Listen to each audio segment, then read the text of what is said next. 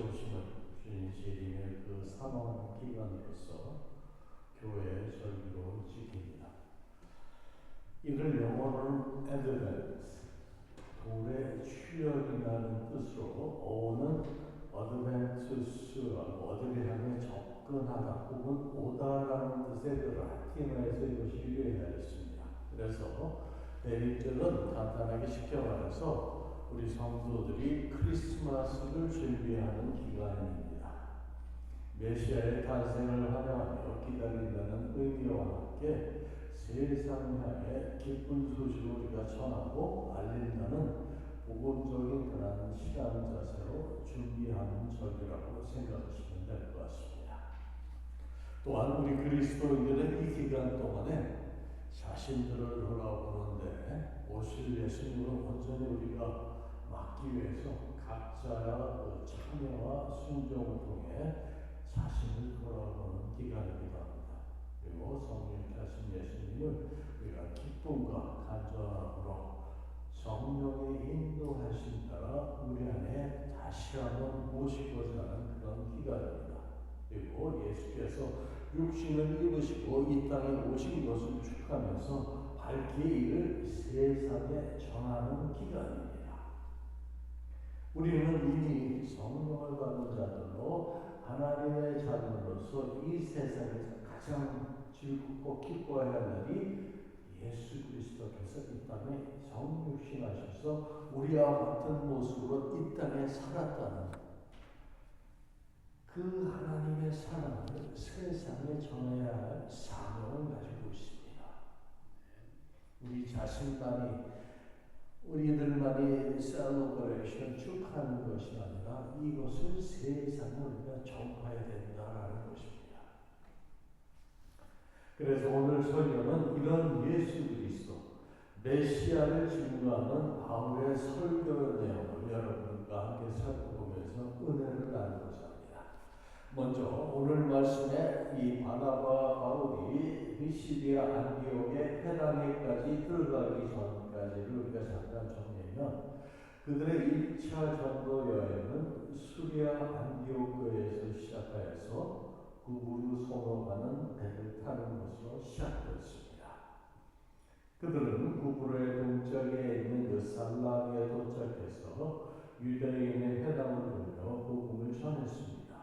이 섬을 서쪽으로 적들이 가로지르면서 복음을 전하고 서쪽 끝 바보라는 것에 도착하여서 그곳에서 거짓 선지자인 마술사를 바울이 물리치고 총독에게 복음을 전함으로써 그가 예수님을 영접하는 사건이 있었습니다.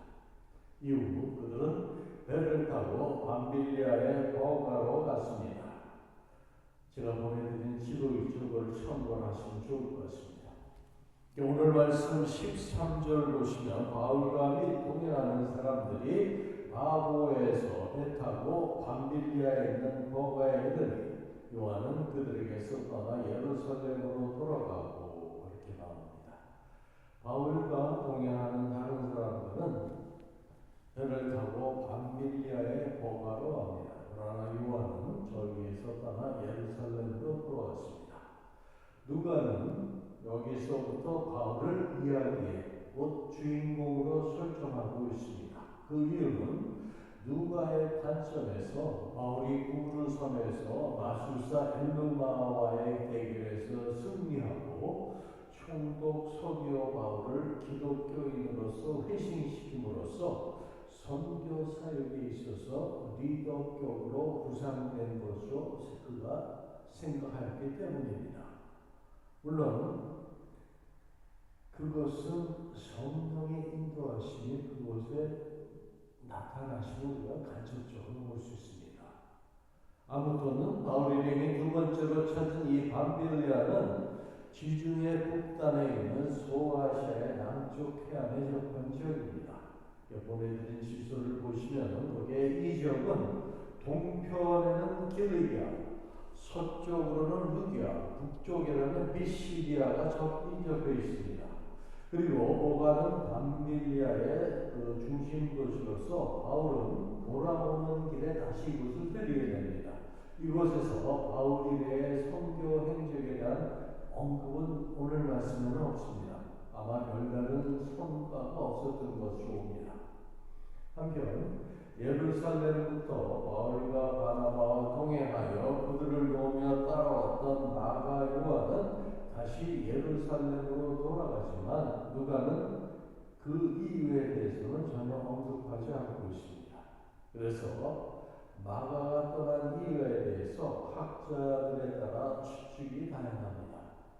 그러나 다만 우리가 성경에 기록된 대로 나중에 마가 때문에 바울과 바나바가 갈라지게 되는 점으로 보아서 아마도 바울은 마가의 귀함으로 크게 실망하고 상심한 것 같습니다. 이제 14절 보세요. 그들은 버가에서 더 나아가 비시디아 안디옥에 이르러 안식일에 회당에 들어가 앉으니라. 이 비시디아 안디옥, 이곳은 안디옥 교회가 있는 수리아의 안디옥과는 다른 곳입니다. 이 지역은 해발 약 100m에 달하는 고원지대에 위치하고 있습니다. 오늘날 터키의 중남부 지방의 엘바크라고 부르는 지역인데 지금은 폐허가 많이 되어 있는 지역입니다. 당시 이곳은 로마의 식민지였습니다. 바울은 3자 전도여행 때도 이곳을 다시 들리게 됩니다. 그 당시 이 비시디아 안디옥은 로마의 통상 요충지로서 그곳에 도착한 바울이라면 그곳을 우리가 갈라디아 지방이라고 부릅니다. 우리가 갈라디아서 나오죠. 사도의 그 서신 보면 그 지역을 사역하면서 그가 쓴 그 내용들입니다. 여러 도시에 복음을 전하게 되는데 그들은 자신들의 관행대로 도착한 후에 그곳에 안식일 아침에 그곳에 회당을 찾게 됩니다. 역사 기록에 의하면 헬라의 셀루쿠스 왕조 때 상당한 수의 유대인들이 그곳에 거주했던 것으로 기록이 있습니다. 유대인들은 보통 10명 정도 모이게 되면 하나의 회당을 만듭니다. 우리 이민 2세, 3세들도 그 전통은 꼭 물려받았으면 좋을 것 같아요. 우리 한인들도 처음에 미주로 이민 왔을 때 한국 사람들이 어느 정도면 그곳에 꼭 교회가 개척되었습니다. 그래서 많은 교회가 개척하면서 한인들에게도 도움을 줬는데 그 전통이 계속 이어질 수 있었으면 하는 소원입니다. 유대인들은 그런 어떤 공동의식이 민족 주체성과 자신들의 그 정체성에 대해서 자부심을 가지고 있었던 사람들이에요. 따라서 이 바울 일행은 안식일에 그 회당에서 거행되는 예배에 참여하는 것으로 보입니다.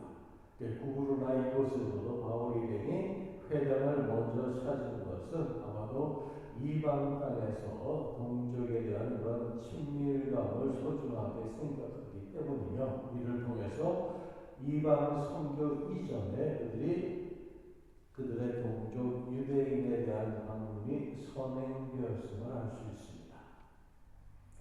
15절로 율법과 선지자의 글을 읽은 후에 회당장들이 사람을 보내어 물어 이르되 형제들아 만일 백성을 권할 말이 있거든 말하라 하니 성경 낭독이 있으므로 회당장이 이 두 방문자에게 혹시 예배자들에게 권할 말이 있으면 하라고 청합니다.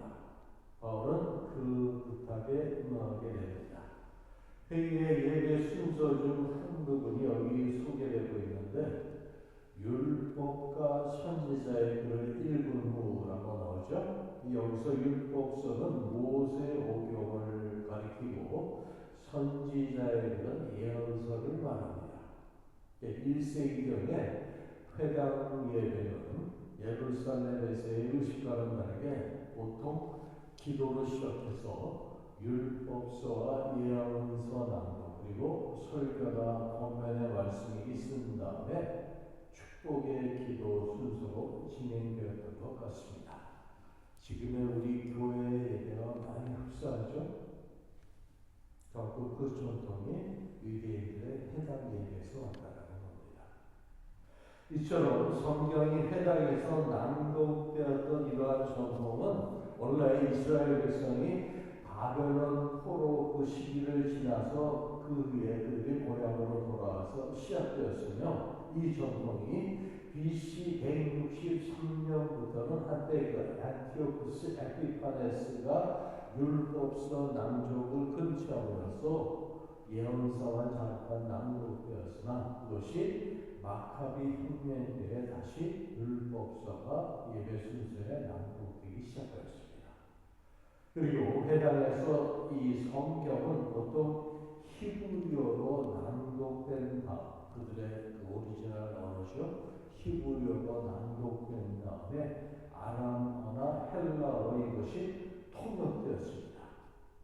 여기서 우리가 주의해 보아야 될 것이 있는데, 그들은 그들의 언어로서 예배를 시작했습니다. 그 다음에 그들의 언어를 잘 모르는 2세, 3세들을 위해서 아람어나 헬라어로 그것을 통역했습니다.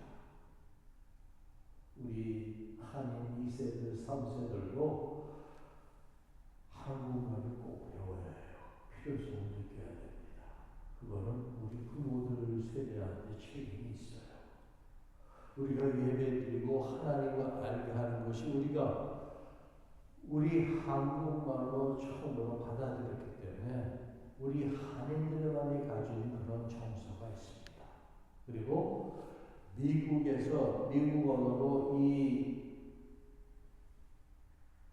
하나님께 예배드리는 양식을 배운 2세들에게는 그들만의 또 정서가 있어요. 그러니까 그 두 가지를 병합해서 이 미국 땅에 사는 2세, 3세들을 위해서, 앞으로 오는 그 세대를 위해서는 우리 한인 1세대에 가지고 있는 좋은 전통들이 있습니다. 그리고 미국인들이 가지고 있는, 미국 정서가 가지고 있는 이 크리스천 컬처가 있어요. 또 거기에 좋은 점들이 있어요. 그것을 우리가 좋은 것들을 보존하고 후세들에게 물려줄 필요가 있습니다. 그래서 우리가 유대인들에게 배울 거는 배워야 합니다. 그래서 이러한 회당 예배에서 오늘 말씀에 보니까 예배 순서상에서 권면의 말씀을 할 차례가 되었는데, 회당장은 이제 바울에게 사람을 보내어 설교할 수 있는가 하고 가능성을 타진하고 있습니다. 당시 예배 중에 설교나 또는 권면의 말씀을 그러한 담당할 대상을 회당장이 자유롭게 선택할 수 있었습니다.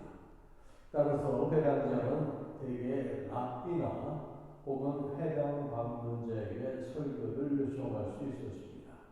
회당장은 예배 전에 미리 설교자를 선정하는데 예배 도중에는 할 수가 없었습니다. 그러나 여기서는 예외로 회당장이 예배 도중에 방문객에게 설교를 요청하고 있습니다.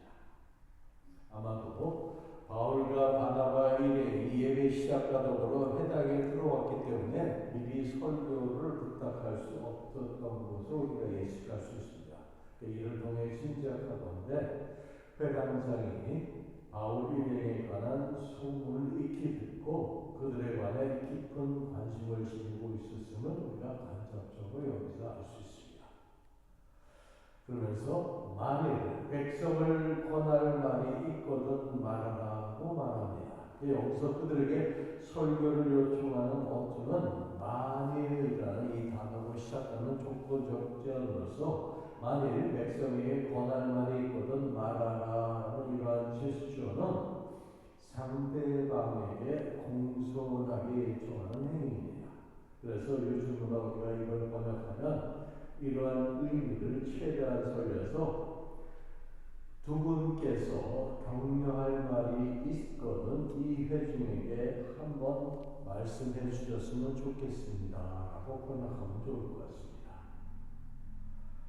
회당장의 제안에 그런 응답으로서 바울이 곧바로 일어나 설교를 시작합니다. 여기서부터 22절까지의 내용은 이스라엘 역사에 대한 간단한 들여도 바울은 그의 신앙 고백적인 형태로 설교를 시작합니다. 설교의 내용입니다. 이 바울은 설교에서 하나님께서 구약시대에 행하신 이 권능의 역사를 토대로 이스라엘이 가나안을 정복할 때까지는 여호수아가 백성들을 인도하였고, 그 후에 선지자 사무엘 때까지 사사들이 다스렸으며, 마지막 그 사사 사무엘 후에는 백성이 왕을 요구하여서 누가 왕이 됩니까? 베냐민 지파의 사울이 왕위에 오르게 된 것이라고 그가 말합니다.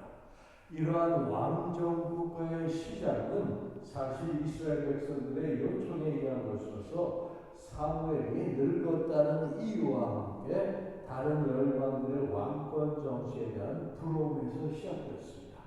이를 나타내는 말씀이 사무엘상 8장 4절에서 5절 말씀으로 볼 수 있는데, 이스라엘 모든 장로가 모여 라마에 있는 사무엘에게 나아가서 그에게 이르되, 보소서, 당신은 늙고 당신의 아들들은 당신의 행위를 따르지 아니하니 모든 나라와 같이 우리에게 왕을 세워 우리를 다스리게 하소서 기록하고 있습니다. 실상 이러한 이스라엘 백성들의 요구는 하나님의 직접적인 개입을 거부하는 것이며, 신정시대를 폐지하고 왕정시대를 원하는 것이라고 볼 수 있습니다. 다른 주의 나라들이 그렇게 하니까 우리도 그렇게 했으면 좋겠다고 왕을 세워달라고 말하는 거예요. 이렇게 왕을 요구한 이스라엘 백성의 행위는 어떤 면에서 하나님의 선하신 인도를 거부하는 것입니다. 결국 사울 왕은 이스라엘 백성이 원하여 선택한 왕이었습니다. 그러나 다윗 왕은 이와 다르게 하나님의 마음에 합하여 여호와에 의하여 선택된 왕입니다. 또한 사울은 40년 후 폐위되었으나 다윗은 그의 시에서 메시아 곧 구세주가 탄생하는 큰 축복을 받았습니다. 그래서 22절을 우리 보시면 거기에 패하시고 다윗을 왕으로 세우시고라고 나오죠. 그러니까 바울은 여기서 사울의 죽음과 다윗의 등극을 하나님의 직접적인 개입으로 묘사하고 있습니다. 즉 사울 왕을 하나님께서 패하시고라는 말은 다른 말로 하나님의 진노에 대한 표현을 보여주고 있습니다. 이는 비록 왕정국가가 성립되어 있었어도 여전히 하나님의 계획이 그 속에 계속되었음을 말해주고 있는 거예요.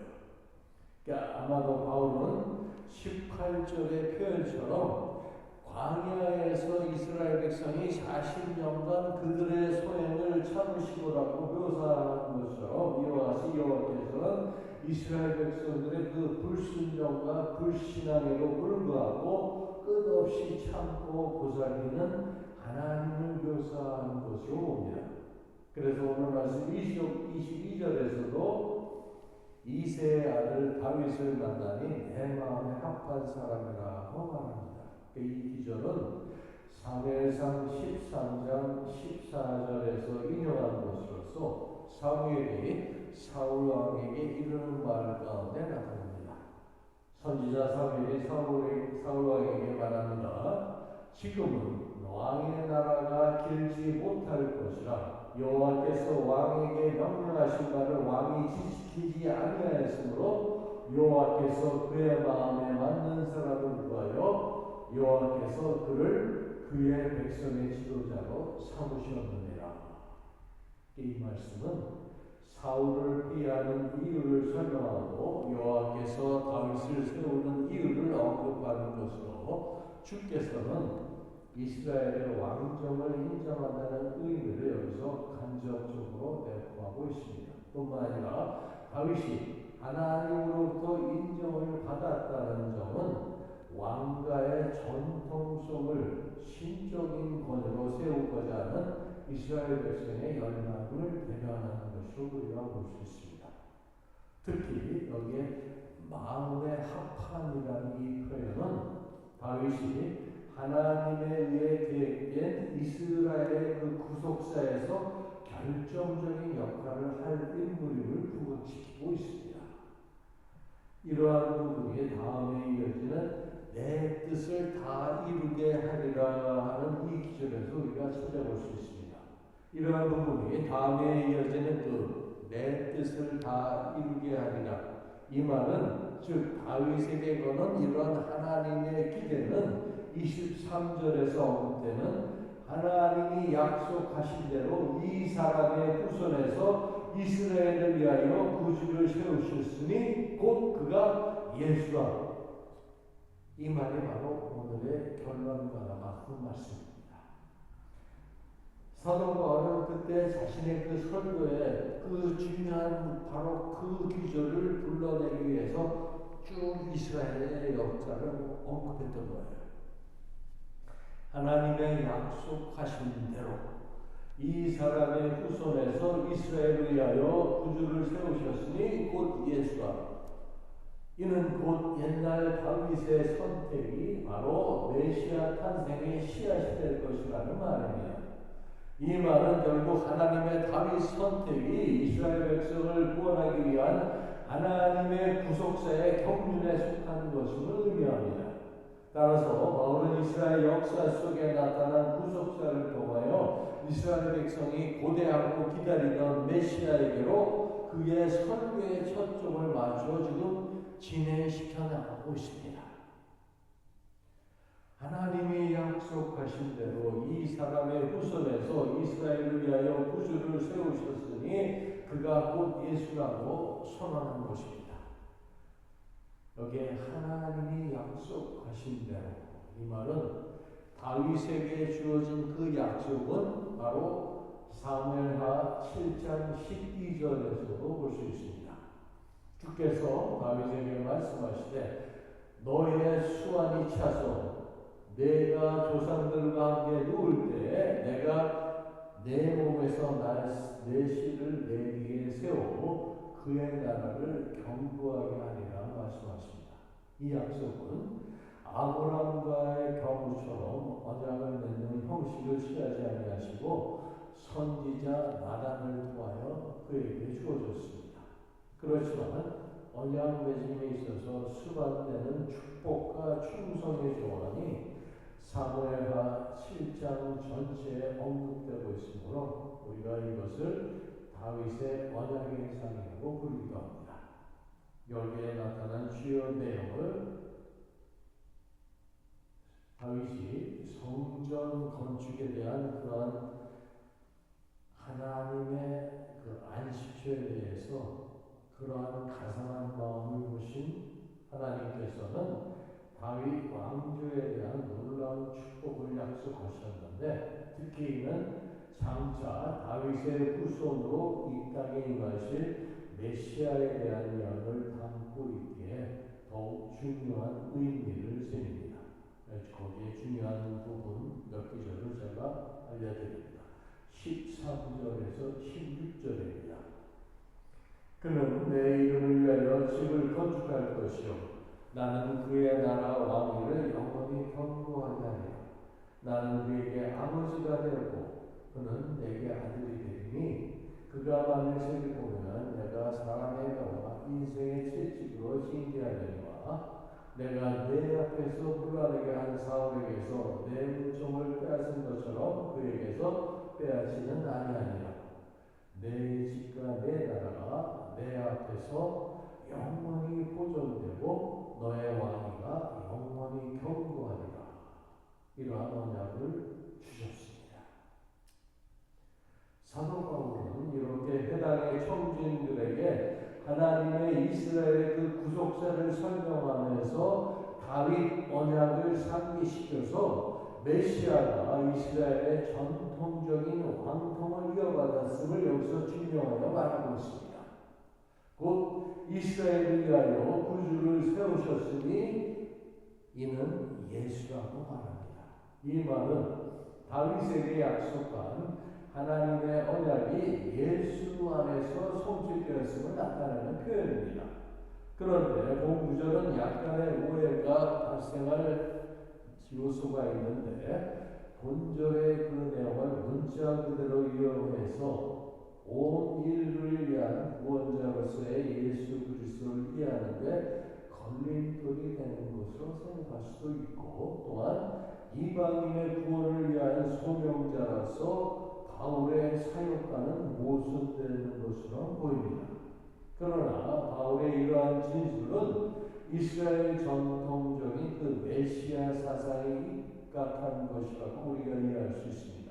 즉 유대인들은 다윗에게 약속한 메시아는 다윗 왕국을 강건하게 복원시키는 왕, 곧 정치적 인물이 될 것이라고 그들은 믿었습니다. 그러나 사무엘하 7장 말씀뿐만 아니라 구약 성경에는 이외에도 메시아에 대해서 다양한 연구들이 있습니다.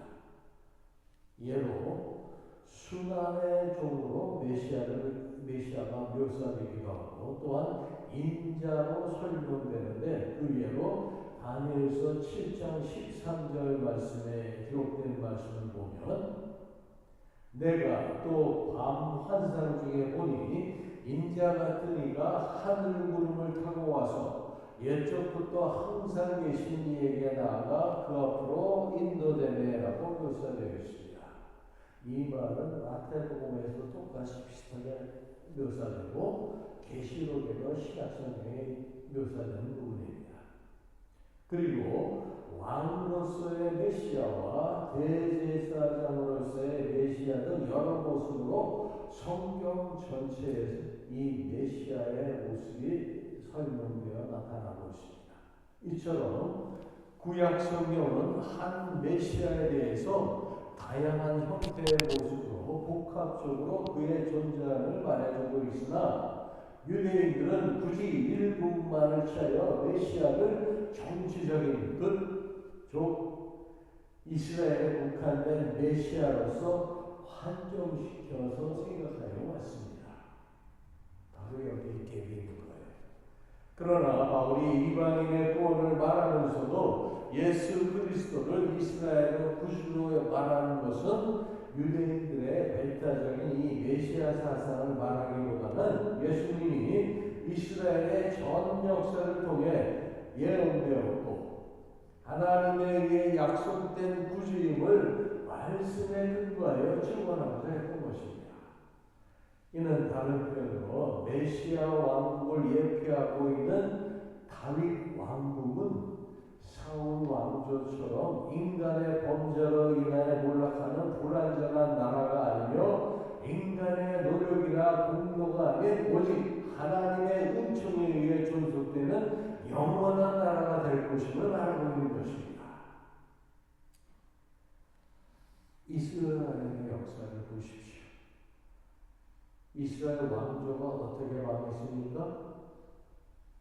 남유다 왕국의 멸망으로 예루살렘에 몰락이 오지 않았습니다. 그래서 왕조가 무너지고 예수님이 오시기까지 그 오랜 기간 이스라엘은 암흑의 시대였습니다. 그들에게 구주를 보내주신 그분이 바로 예수라고 하나님께서 이미 그들의 역사를 통해서 언약의 말씀 주셨는데도 이스라엘 백성은 그걸 깨닫지 못한 거예요. 그래서 중요한 것이 바로 그겁니다. 사울 왕조는 인간의 범죄로 인하여 몰락하는 그러한 불완전한 나라였지만 하나님의 왕국, 그 예로 보여주신 다윗의 왕국은 인간의 노력이나 공로가 아닌 오직 하나님의 은총에 의해서 존속되는 영원한 나라가 될 것임을 이미 언약해 주셨습니다. 그래서 사도 베드로의 고백처럼 예수는 그리스도요 살아계신 하나님의 아들이시다는 그 증거는 베드로 스스로 한 말이 아니에요. 하나님께서 베드로로 하여금 알게 하시려고 예수님께서 말씀하신 거 아닙니까? 사랑하는 성도 여러분, 이러한 주님을 믿고 의지하는 것이 바로 우리 크리스천들이에요. 우리 그리스도인들입니다. 다윗에게 하신 하나님의 이 언약은 약속대로 그의 씨를 통해서 메시아를 보내시고 이스라엘 백성들의 그 불신앙과 무지로 인하여 십자가에 달리셨던 그분을 영원히 살게 하심으로 다윗의 언약을 이루셨습니다. 이 언약이 우리에게도 유용함을 잊지 마시기 바랍니다. 세상이 급속히 지금 변하고 있습니다. 인류 역사가 어떻게 어느 방향으로 돌아가는지 우리가 주시해서 볼 필요가 있습니다. 이는 모두 하나님의 경륜과 주권 아래 있으며 때를 분별해서 우리가 주님 앞에 다시 서는 날까지 이 신앙을 지키시고 우리에게 주신 믿음의 길을 그 길을 놓치지 마시고 가시길 주님의 이름으로 축원합니다. 네. 역시 기도하시겠습니다. 성령 하나님, 대림절 첫 주간을 맞아 저희로 메시아의 탄생을 환영하며 준비하게 하시며 또한 다시 오실 주님을 기다리며 사모하는 마음으로 저희로 준비하게 하시고 또한 세상을 향해 이 기쁜 소식을 전하고 알리는 이러한 신앙으로 경배하는 시간으로 저희를 인도하여 주시옵소서. 그리고 참여와 순종을 통해서 자신을 돌보는 또한 돌아보는 그러한 기간이 되게 하시며 성령 취하신 예수 그리스도를 기쁨과 간절함으로 성령의 인도하심 따라 우리 안에 모실 수 있는 그런 은혜의 시간을 허락하여 주시옵소서. 그리하여 저희와 동행하시고 저희로 알게 하시고 지금도 살아서 역사하시는 주님의 놀라우신 사랑을 저들로 알게 하여 주시옵소서.